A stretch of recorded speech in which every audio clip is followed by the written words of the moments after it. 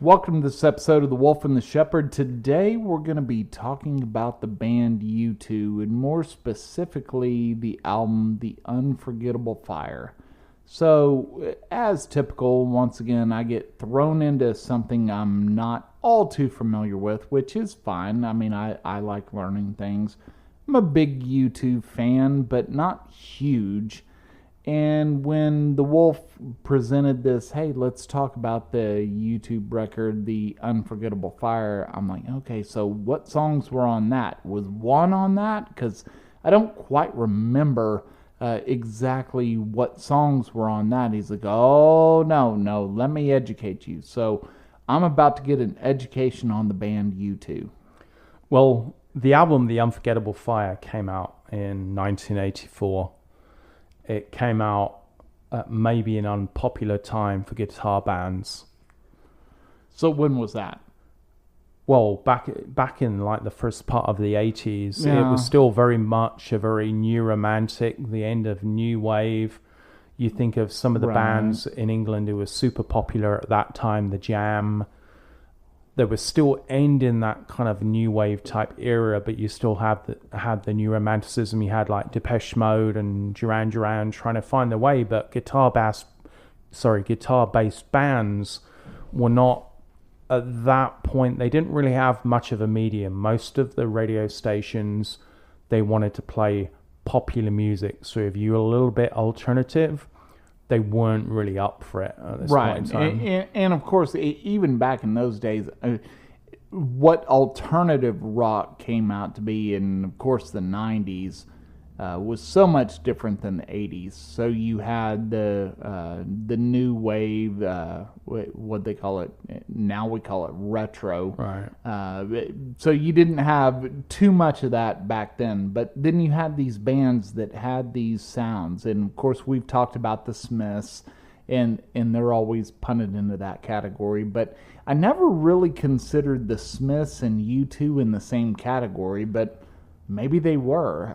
Maybe they were actually in that same category. Well, it was guitar-based music. So you have to remember at this point, the Sex Pistols, kind of made their point. Right. The Clash had not necessarily burned out, but maybe it's kind of funny you bring up the Clash, because there's a lot of people that I knew way back in the day that hated the song "Should I Stay or Should I Go Now," and that was a big hit for the Clash. And they would look at that song and they would say, oh, I don't like this. Oh, this is something you want to listen to. But they didn't even realize that was actually driving their band to make music. Yeah. And they were just so adverse to that song. Yeah. And at that period, I think, coming out of punk, post-punk, going into new wave, and you saw not necessarily death, but a lot of live bands who followed that guitar-based thing were being replaced by synthesized. Synthesizer. Sorry, I started with a TH. I should have started with the S first. Yeah. You have a Castilian accent all of a sudden. Yeah, I know. I'd get stabbed instantly.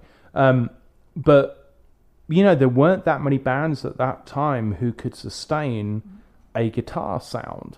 You had the ones which had been around forever, who still had their fan base, but it was a older fan base. Sure. But, most of the music coming through, again, was the Duran Duran, Depeche Mode, the Spandau Ballet, the Flock of Seagulls, who were still surviving from this new romanticism. And the commercialism at this point in time of English music was coming into American movies, all those kind of Brat Pack movies, all those American movies of the 80s. It adopted a lot of English soundtrack songs, but it was very poppy.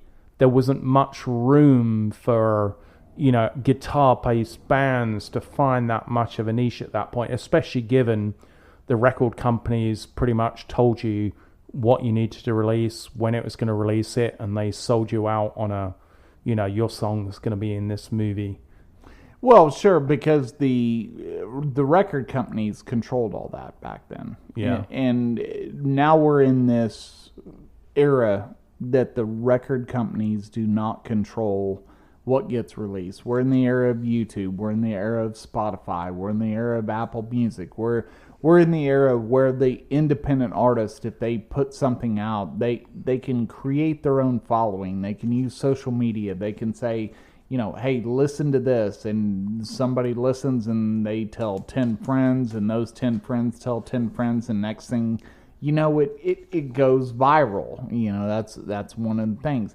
It's all about going viral. Way back then, you didn't have that viral ability. You only had radio stations and you had music clubs. So the quote-unquote kids, right, would go to the music clubs to hear the music. And it was always a kind of a trophy for them. I heard this band first. I heard them in a music club, and they played this great song. They played these great songs, and I bought their tape. I bought their vinyl. This is, of course, a little before CDs, but right at the cusp of CDs. But I bought their music medium, and I took it home, and I played it for somebody else. Nowadays, it's all about, well, hey, let me send you a link, and you click in your phone and you listen to the song, and maybe you like it, maybe you don't, but if you like it, maybe you share it on social media and you do that. Way back in those days, you had to have the record labels to say, this is what we like, this is what we think we can sell, so we're going to go ahead and front these guys the money to where they can record, and we're going to put out the physical media for people to listen to, and we're going to control the market on our basis of taste. Yeah. And that's what it came down to. It was taste. Yeah. And it was difficult coming out of that time because, as we explained back in our Smiths podcast, that it was really that resonation, the identification of people who never thought they'd find somebody who felt the same way they did, who was suffering the same way they were. And it created this community where, even though it was disjointed because they couldn't connect with each other because of the lack of the internet, the music still reached out to people and made them feel they weren't alone. By the time the Unforgettable Fire came out in 1984, there still wasn't, I guess, that connectivity, and it came against, like I said, it really went against the grain of the new romantic bands, which were really, gaining ground at that point and, breaking into overseas. But until Pride in the Name of Love came out, I don't think U2 really kind of broke America or had, a sound that really hit, the US charts. Remembering back in my day when U2 started to become popular, I always remember the record, The Joshua Tree.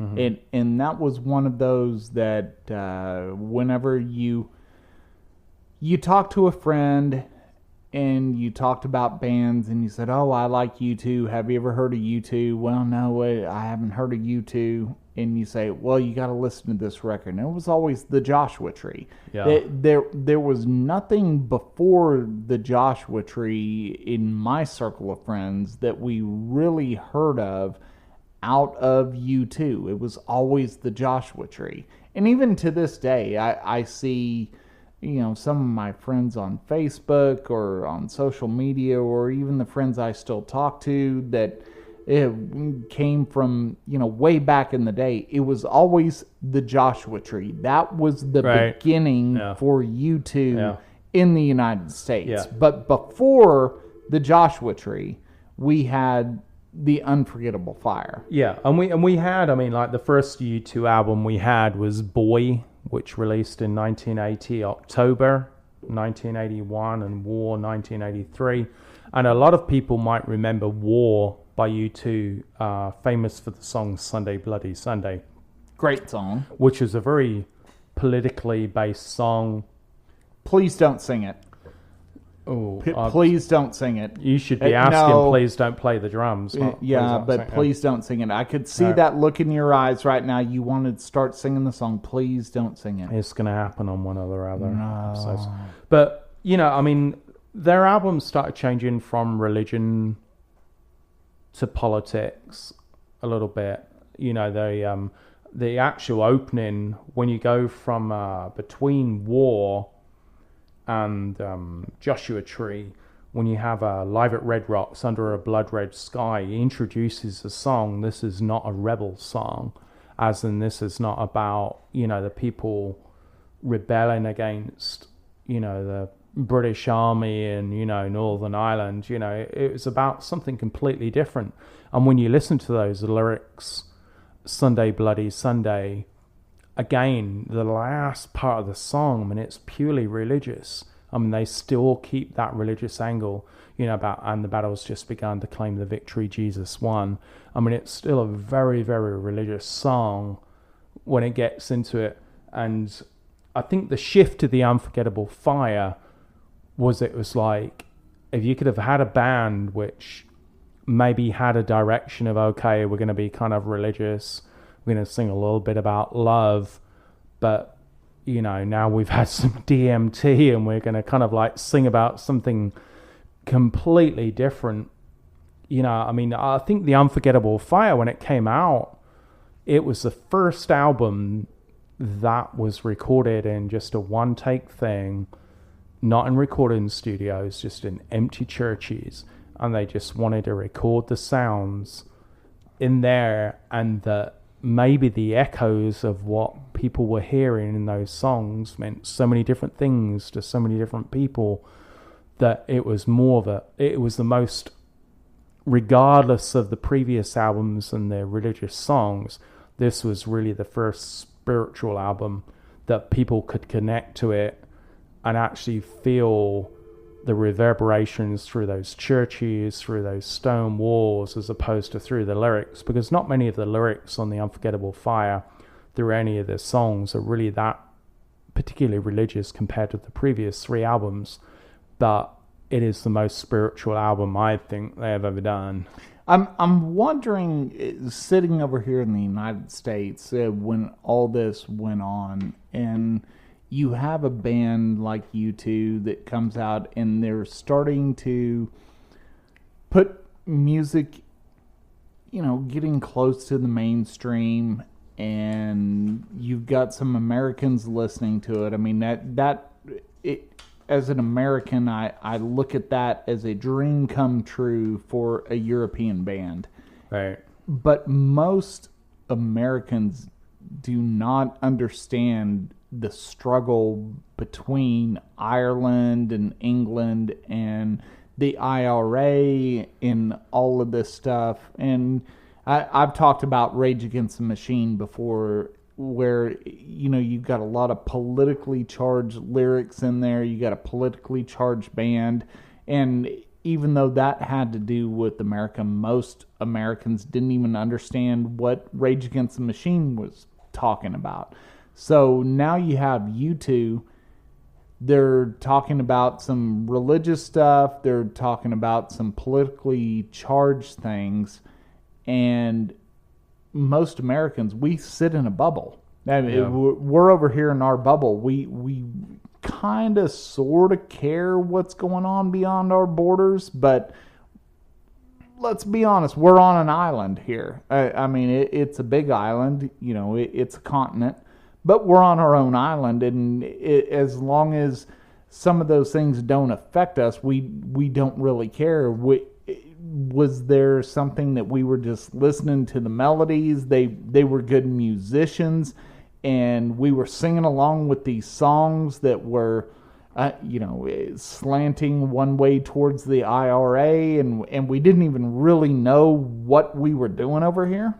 Well, I think U2 should probably be considered as, one of the biggest peacemakers, Bono, getting rid of the terrorism between, the southern part of Ireland and the northern part of Ireland, because And by the way, before you go forward, you say southern part of Ireland versus the northern part of Ireland. Is that different for us Americans? Yeah. I mean, you have Ireland and then you have Northern Ireland, which most Americans get confused on. I look at it as two separate countries. Well, yeah. I mean, it kind of isn't. I mean, EIRE is basically the southern part of Ireland, and then you have Northern Ireland. But, you were brought up in England to believe a certain way that, the people who wanted Ireland to become whole were like terrorists and all this, but then you were fed this kind of stuff of, they're doing this really bad stuff, so then you double down on it, but you didn't necessarily at that point in time get it in reverse and see what we were necessarily doing to them, and maybe being able to understand why the rest of Ireland didn't like the Northern Ireland part of it. And it's a difficult thing because we had a very filtered media. You go back to BBC used to be a world respected service, and then it, for various reasons in terms of funding, Jeremy Clarkson ruined it with Top Gear. Well, basically, is what you're saying. Yeah, but the point is, it's like you get used to listening to a news source, and I think it's the same thing with CNN in the United States. Probably up until I don't know, maybe 2005. It really was. I mean, most Americans, it didn't matter which side of the aisle you fell. You believed it was a credible news source. Sure. Right? And so... Well, it was the media. Where else are you going to get your information from? It was the media. And this is the thing. It's like, U2 came out with this music which tried to examine both sides of that aisle in, Ireland as a whole, and tried to explain why people in the South and, towards the North were kind of pissed that we couldn't unify the country, and then why people in the North didn't want to unify the country. But, in fact, again, it was really, politics again, creating all of this type of one stuff. Thing you need to remember, that if you showed... I'm going to go out on a limb here, and you know how good I am with percentages, right? I know how good you are at limbs. Yeah. I'm going to say if you presented a map of Great Britain, and I picture it as the big island on the right and the little island on the left, and you say, okay, show me Ireland, show me Scotland, show me Wales, show me Northern Ireland. Most Americans can't do that. Yeah. We can't. We can't. I know most Americans probably wouldn't even realize Wales is somewhere in there.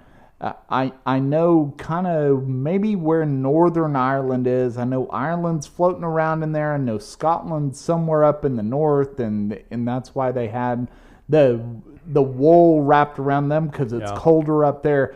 But let's be honest, most Americans don't even realize all these countries, Ireland and everything, they're all wrapped really close together. And once again, I've done almost 10 seconds of research on this. I'm pretty sure you could take the British Isles and put them inside of Texas like 10 times. Well, no, you can, it's England and Scotland you can fit into Texas 6 times. Yeah, there you go. There you go. So I was close. Yeah. We'll use the new version of math, the Common Core math. Yeah. So I was correct. But it's such a small area, right? But there's so much going on over there. There's so much going on that we sit over here in the United States and we don't even think about that. Like Europeans look at us. Yeah, but the point is you do, though, because you look at the violence in a lot of intercities. It's because of people come from a different block. They come from a different side of the street. They come from a different school. There's always that division, and the thing in between the southern part of Ireland and Northern Ireland, it was this thing between Protestants and the Catholics.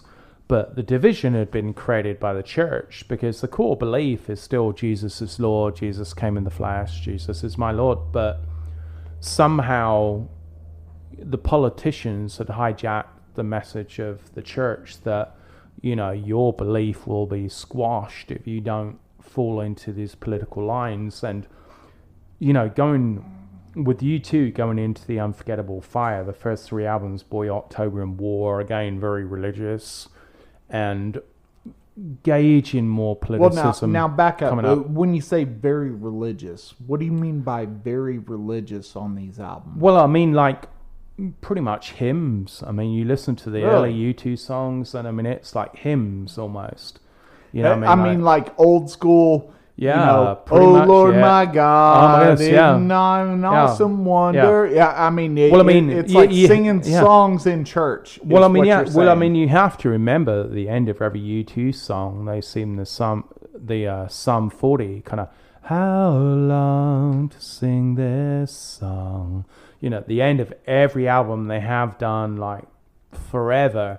I mean, it's always this deep religious thing, but with the Unforgettable Fire, it shifted to this almost like the Edge started stabbing the guitar with a knife. I mean, you want to take into like A Sort of Homecoming, the Unforgettable Fire, you introduce this guitar style where, like, instead of a plectrum, you were picking these notes out with a knife. I mean, it was hard and it was kind of chilling, and it had this like very cold feel to it. And, for the first time, I mean, I think you had this new sound where people tried to get emotion through the guitar playing, not the lyrics. And it was not, black people, brown people, whatever people. This was like, these are white people, white Irish people, and they're playing this song. And what gets through to you the most is it almost sounds like somebody's got a kitchen knife and they are stabbing into these lyrics. I mean, Pride in the Name of Love, the most famous one which came out, of the Unforgettable Fire album. I mean, it literally sounds like somebody's got a knife and stabbing into these guitar strings. Yeah, and ironically, even that song, they called it Pride. But then they had to put in parentheses in the name of love because of the chorus, in the name of love, and blah, blah, blah. And I get that part. But if you listen to it, it's not really a love song. Yeah. So a lot of people would hear that like, oh, in the name of love. Yeah, it's a love song. It's not a love song. Yeah. Not a love song at all. It's about assassination of, civil rights leader, but it was the first U2 song which really broke through outside of Sunday Bloody Sunday, which made a few movies. Honestly, I didn't even realize Sunday Bloody Sunday came out before that. You know, when you presented this topic, once again, we do about 30 seconds of prep for each one of these podcast episodes. I would have admitted that Sunday Bloody Sunday came out long after this. Yeah, no, that came from the War album, and obviously at the Live at Red Rocks under a blood red sky thing, and that, really, I guess, kind of polarized the view, at least in terms of young people seeing an actual Irish band give a comment on the struggles in Northern Ireland. And when he came out and said, about the bombing in Enniskillen and everything else, that, this is about humanity. This is not about politics. It's not about religion. And if you support killing old people who fought a war for you to give you this freedom, there is something wrong with you. And it's such a very simple and actually a very kind of short pause when he came out and said this, when he, tore up the Irish flag and said, "All I see is red." So before we did this podcast, you were telling me about that. So walk us through what Bono did with the Irish flag. Well, he had like a predominantly Irish audience, I guess, and he held the Irish flag up, and he was saying, like, what is this color? What is this color? What is this color? And he was trying to get in these ingrained Irish people who, got these, 30-minute segments of, how are things going back in the real island and all that stuff. And, he got to the point where it's, calling out the colors on the flag, and he said, well, all I see is effing red, because it just means blood. It just means conflict. It's why are we still at this point when politically, we have an arm to connect everybody together. It's not like, 400, 600, 800 years ago where people didn't have a voice. We can avoid this bloodshed, these bombings, these terrorist attacks. And again, I don't agree with, obviously, the IRA and a lot of the stuff they did, but equally I don't agree with a lot of the stuff the British government did, because, you push people, especially youth, into a position where they feel that they're being pushed down, they don't have a voice, they're under some type of draconian government. It doesn't take much to get those people to kind of uprise against that level of hand upon them. And that's, I think, where it went wrong, that, the IRA were bad, but the British government were bad, and the way everything went at that time was bad. But I think, Bono and U2 at that time were especially responsible for showing, a lot of old Irish people in the United States that this is not about what you've read, what you've seen. This thing is disgusting on both sides, and we need just to get rid of this crap. And I mean, it really did within about a year, and it really did kind of help to. So walk the typical American like me through that. You're growing up in England back in those days. We didn't know anything about this. We didn't know about the struggle between the English and the Irish. I mean, most American people were like, oh, it's just white European, right? They're all the same white people. Yeah. And there's a big difference in Europe between white people. You're not just all white in Europe. You're English, you're Irish, you're Scottish, you're Welsh. I remember hearing a joke about, everybody makes fun of the Welsh. There's all this that's going on. So you're listening to this music, and you're realizing that, there is a struggle between the English and the Irish. And we hear about the Irish potato famine, and we hear about St. Patrick's Day. And most Americans, that's pretty much all we know about the Irish. It's like, okay, you got leprechauns, you got a potato famine, and you like to drink Guinness, and that's about it. And other than that, you're just a different version of an English person. That's really what most Americans believe about the British Isles, so to speak. So you've got this Irish band, U2, that's delivering this message as an English person, not living in Ireland, living in England. How did that? What was that struggle there? How did people in England feel about them delivering this message? Well, the problem is, I mean, when you come to the song Sunday Bloody Sunday and what that represents, is that we got a very, I guess, one-sided, news story of everything that was going on in Northern Ireland. And it was propaganda 101. I mean, we never really saw kind of what was going on. And so when the song Sunday Bloody Sunday came out, the lyrics, from a Protestant band as such as they were at the time, still spoke of the struggles in Northern Ireland, but we were never allowed to see it because they deliberately, on the BBC, they took out scenes of stuff which was going on, and so we never saw if, the Irish at the time were being maltreated or anything else. They cut it all out and they made, Irish, Southern Irish, Irish Catholics out to be terrorists, when that wasn't really the case. We got such, polarized news. And the thing is, most people, 95% of people, 98% of people in Ireland, it didn't matter whether we were in the north or the south, just wanted peace. They didn't care about it. And right, it was a hard thing, because like I said, that song Sunday Bloody Sunday opened a lot of people's eyes into, this is really what's going on from somebody who's living in Ireland. And that's, the shift of the Unforgettable Fire went into, I guess, more it's like the late books, of the New Testament, in terms of you couldn't really tell what it was saying unless you studied it.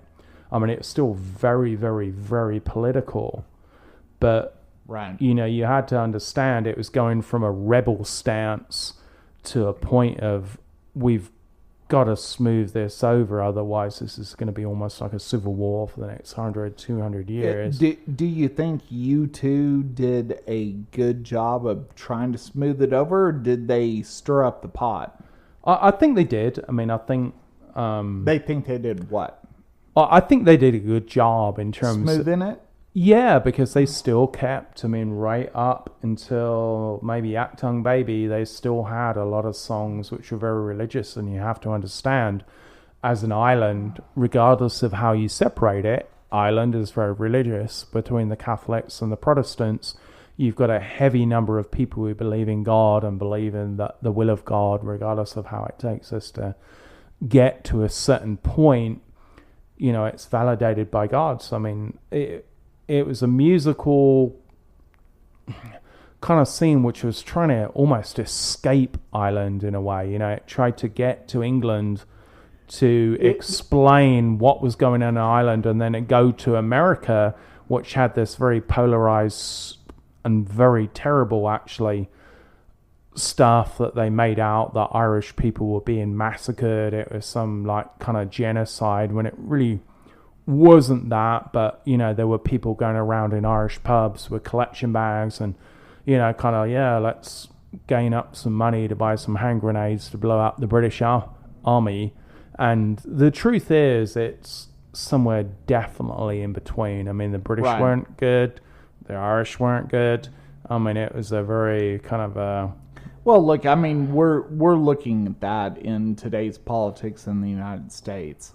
And once again, I'm going to preach back to most Americans. We sit in our bubble. We don't really concern ourselves with what's going on in Europe. We concern ourselves with the Middle East. We concern ourselves with Asia. We concern ourselves with a little bit of Russia. But beyond that, most Americans do not understand European politics.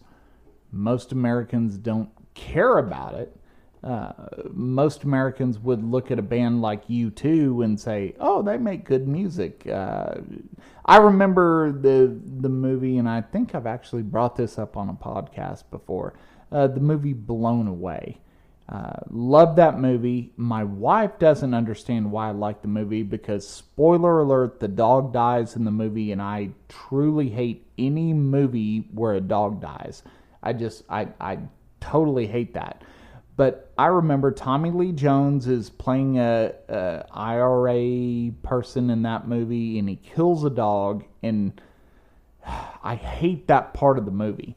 But you start to learn a little bit about the IRA and in the fight and all that and what's going on. But I do remember in the movie, the woman, and I don't remember, she's the girlfriend of the Jeff Bridges character in the movie, and she's trying to sell some stuff on a roadside kind of garage sale thing. eBay. And sells the Tommy Lee Jones character a tape of U2, and a lot of the soundtrack of that movie is U2, because it's always, oh, well, Irish music, it's either pub music where Yeah. you're sitting there clanking your steins together or your pint glasses together full of Guinness, or it's some kind of IRA thing going on, and that's where most Americans look at that. And it's kind of sad that we're so wrapped up in what we're doing over here that's basically our view of what's going on with the rest of the world. But do you not think that stereotype of Irish music is exactly the same as how people stereotype like Texan music? I mean, absolutely. Like, there's no boundaries that you can bypass and get out into something else. If you live in Texas, you wear a cowboy hat, you wear cowboy boots, you ride a horse to work, you listen to country music, and when you're not riding your horse, you drive a pickup truck. Right. That's how most people think. And I fit into only one of those categories because I wear cowboy boots almost every day because they're comfortable, but I don't own a horse. I don't ride a horse. I have several times. I can outride a lot of people on a horse. But beyond that, I'm not your stereotypical Texan, but most Texans aren't stereotypical Texans. Right.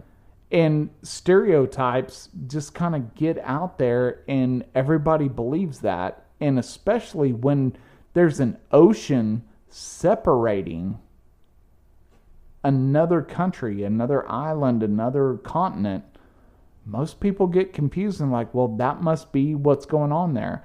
Everybody believes that Irish people are sitting in pubs all day, drinking Guinness, getting drunk, and that's all they're doing.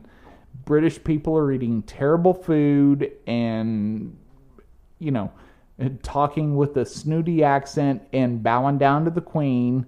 And that's what we look at as Americans over here. Yeah, that's not too far off the mark, to be honest. Now, so there's something about stereotypes, but now we're about to go down one of those rabbit holes. Let's be careful with the rabbit holes. Right.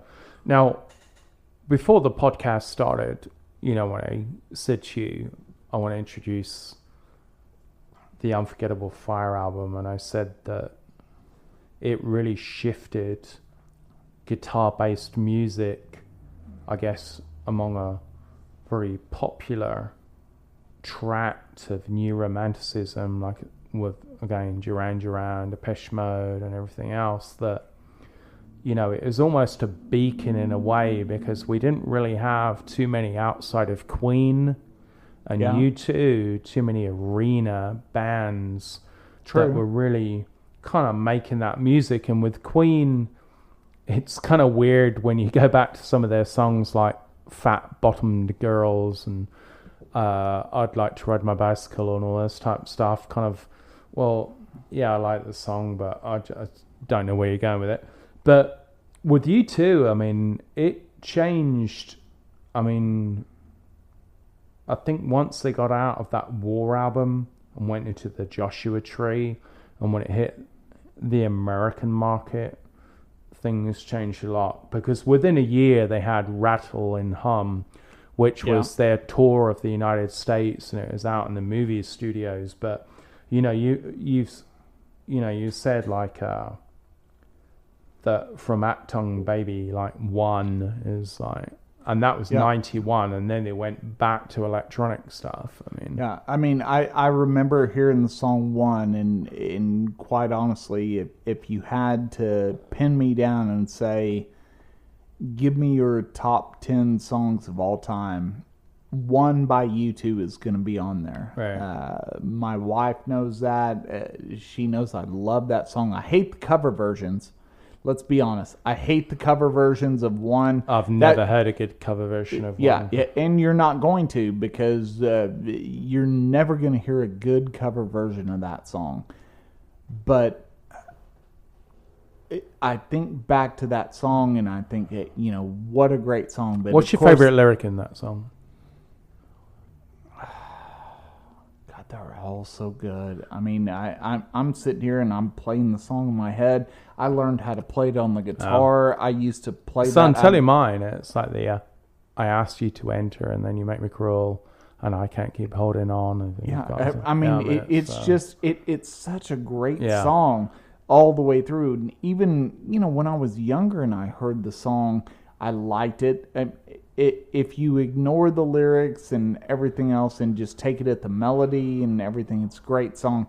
But then when you start digging into the song, you realize, well, it's a great song even more. And that's why I learned to love the song even more than when I liked it before. I mean, it's just a fantastic song. But between that and, say, a song like With or Without You, and there's a 4-year gap between those, because obviously With or Without You is a fantastic but let's be honest, song. That's a great song too. Yeah. It wouldn't make my top 10, but still a great song. But does the I don't know, words of that song or anything, I mean, does it really send a different message? I mean, across those 4 years, I mean, a lot of people, I think you hear the suffering in both of those songs. Well, a lot of professional musicians have said, like, With or Without You was like a song that saved my life, but you get the same thing with, like, One. I mean, it's that they hit something within a very specific point of time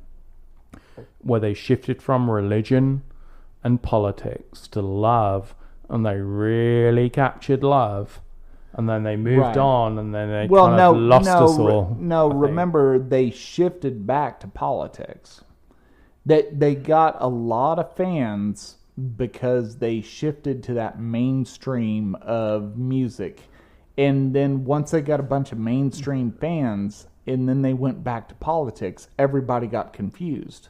Yeah. They said, well, wait a second. Why are you saying this? Why are you saying that? And everybody got upset with Bono and all that. But they didn't realize what the initial message behind all their music was. Yeah.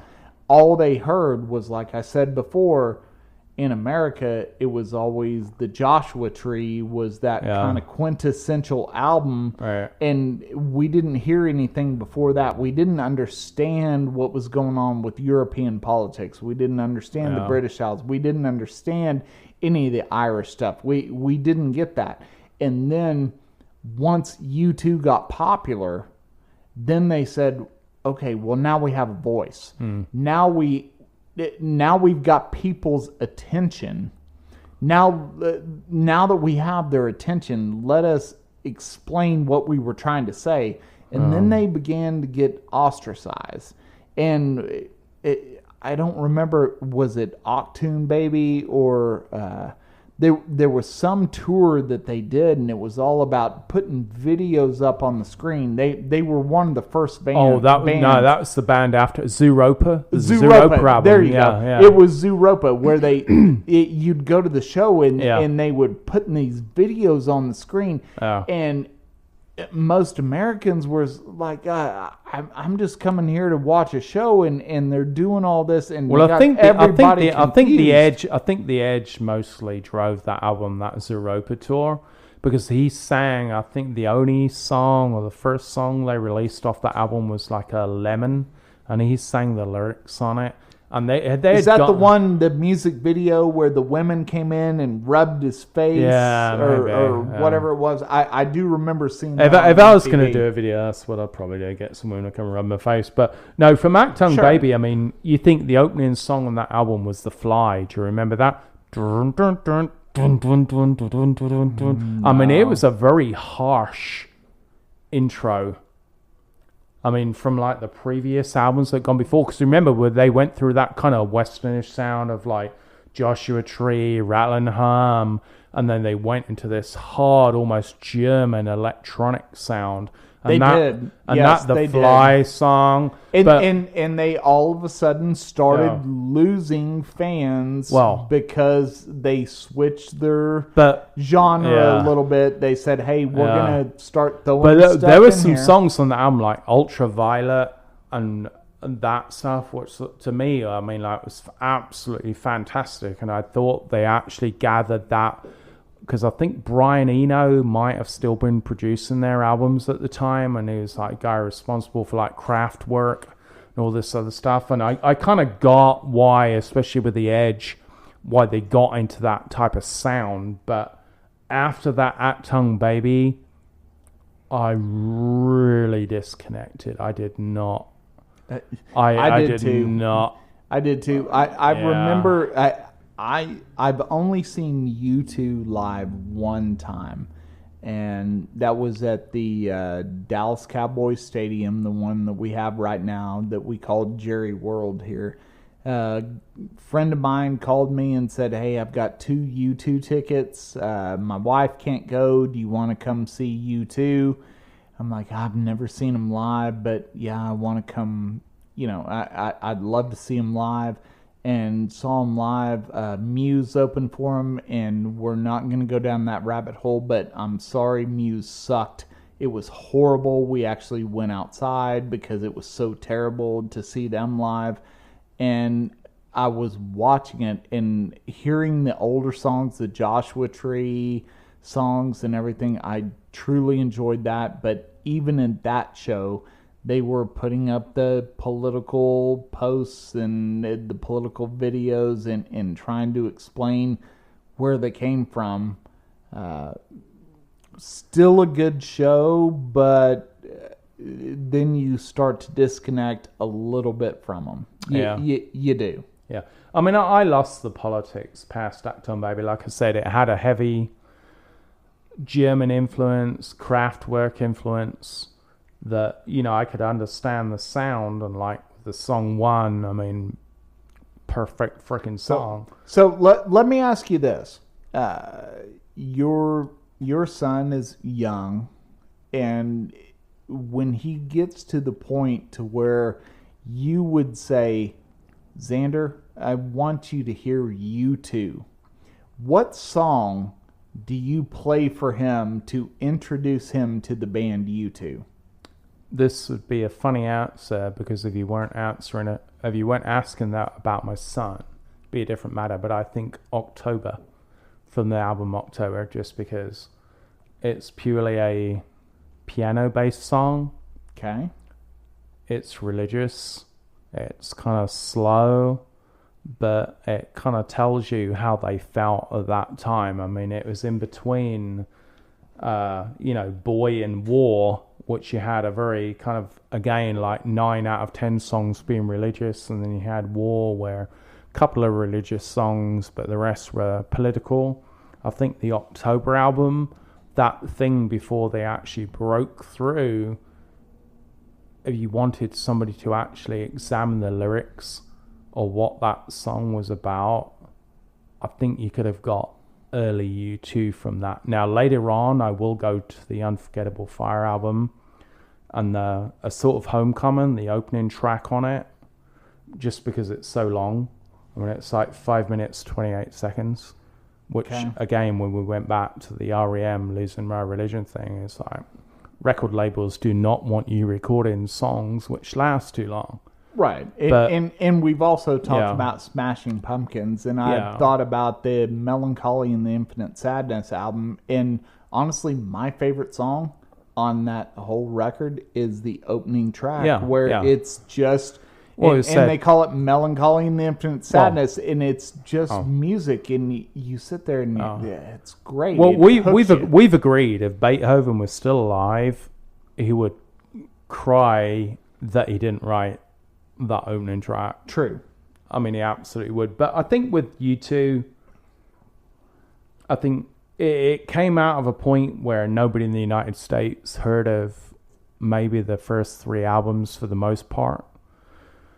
In England, United Kingdom, we heard a couple of albums which were successful, and then they went kind of commercial, but more aimed towards America, with Joshua Tree and Rattle and Hum. Then it reversed, and they went more European, but then I guess it lost direction in terms of how most of us who heard the band from early on communicated with them. I mean, the message they were sending, it wasn't, necessarily relational, but, you don't really have that many bands who go across a 15-year thing. I mean, you just really don't. I mean, now correct your math there. You said 15 years. I mean, we're talking about a band that's still relevant today. Well, I don't know if they are relevant. I know. Well, okay, good argument. So one I thing. was just talking the Unforgettable Fire to Acton Baby. No, fair enough. So one thing I divulged, but I didn't ask you. Have you seen U2 live? Yeah, I've seen them 3 times. I saw them tell us about when you saw U2 live. All right, I saw them the end of the War tour, and this is when Sunday Bloody Sunday became like pretty popular. Okay, in approximately what year are we talking about? Middle of 1984. Wasn't a big venue because they still really weren't that right. So we're talking about over in England. Yeah. Are you talking about? I think it's like Birmingham NEC. Yeah, but are you talking about like little tiny music club, or are you talking about? No, it was still like about 15,000-20,000. Okay, so not quite a big giant stadium show, but not a little 500 music club. And then I saw them at Wembley Stadium with like about 128,000 people just before during the Joshua Tree thing and just before Rattle and Hum thing, I guess, and so. Yeah, I saw them in the masses then. I mean, but they already had a good, I guess, number of songs which were anthemic enough to get, a crowd of that size to get excited. Sure. But it was hard. I mean, now the last time I saw them was, let me think, maybe 92, the end of the Actung Baby tour. Were you in the US by now, or no, you still over there? I was still back in England at that point. Okay. No, they came to somewhere in the northeast. But once again, big show. Yeah, it was a big show, and this was actually they just when we went to see them, they'd released that Zeropa, and they'd actually announced the Zeropa tour. So we were right on the tail end of some of the stuff they were playing with the Edge, like singing Lemon and all this stuff. And they'd kind of gone off in this weird electronic, like I said, Kraftwerk, Jean-Michel Jarre kind of direction. And it shifted a lot. And then they kind of went very, I don't know, to me, kind of middle of the road. I mean, that's maybe a knock on them, maybe not. But everything I liked about them from the beginning, I kind of stopped liking because it wasn't about having controversial lyrics. It was just the sound was just very generic. It didn't stand out. They switched. There were no riffs. You couldn't hear the Edge's guitar. And I think there are some bands now. Again, you go back to U2. Sorry, not U2. Coldplay actually. I loved the first 3-4 albums, and I saw them tons of times in concert, but they got to producing albums where it was just I don't know if this really communicates to me anymore, and I think that's okay. I think you can have this handshake with a band, sure, and it's like, okay, we had our time, just like if you've got previous ex-boyfriend, ex-girlfriend, whatever, that you can be like, look, we had our time, it worked for us, but now you're suited to something else, I'm suited to something else. And I think that might be with like bands like U2 and Coldplay kind of are that you move on. Well, what you're saying, we're parting here as friends. Yeah. And there's absolutely nothing wrong with that. Yeah. Unfortunately, we've tried to focus this episode of the podcast on U2 and a certain album. And of course, naturally, because the way we are, we splinter off, and now we've kind of covered a lot of U2's career here. Sometimes you've just got to look at it, and you got to say, we had a good time. Yeah. And it's okay that we're going to part ways because you're going to go left, I'm going to go right. You're going to go north, I'm going to go south. There's nothing wrong with that. It doesn't mean you don't like them anymore, but maybe you just don't want to listen to them as much. Maybe you don't want to follow them as much, but you still appreciate the fact that they made a big contribution into the music industry. No, and that's the way yeah. I look at U2. Yeah. I dismissed myself from them a long time ago, but I tell you what, if I'm flipping through radio stations, or maybe I should actually quantify this, because when I drive in the car, I'm always driving, my wife is sitting there in the passenger seat, and she constantly is just flipping through the radio trying to find a song, which drives me insane. But once again, we could do a podcast on that, but let's let that go. If she is flipping through the radio stations trying to find a song, and I hear a U2 song from back in my day, I'll say, stop. Let's listen to this. Do you think U2 should have stopped after Acting Baby? No. And God, that's so tough, because It's a Beautiful Day was a good song. I can't remember what. All That You Can't Leave Behind. Look, was that the name they of the have album that so was on? much talent, and I know those guys, especially Bono, they have so much to say. I don't want them to stop. I would rather hear a band like U2 try to create music, because we know they're talented. That's beyond argument. They're talented.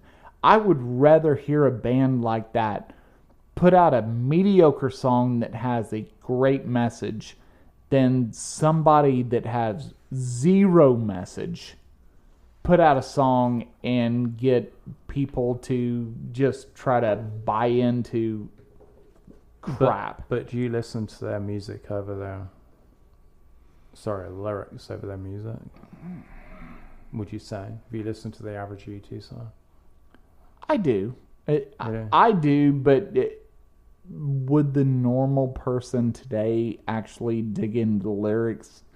Probably not so much. It's all about the melody. Hey, this is a good sounding song. It sounds good on my Spotify playlist. You know, I'm gonna ignore it. It's gonna be in the background. I'm not gonna really listen to what they're actually saying. But that's not necessarily a bad thing. Well, to me, I mean, like, I find it hard to connect with bands who try to really polarize the political thing, where, you know, if you don't agree with us, we don't need you as a fan and all this stuff. And when, you know, Trump became president in 2016, U2 was supposed to be releasing an album that year, and Bono came out and said, well, maybe now we need to re-record it in light of Trump becoming president. To me, it's like, so sorry, what were you talking about before that has now changed because you have a different president? And that's, I find, when people are so politically driven that it gets rid of, I mean, you know, as we have in this election now where we're at, you're automatically getting rid of 70 million people just simply because you just can't be open to an ideal of something, you know?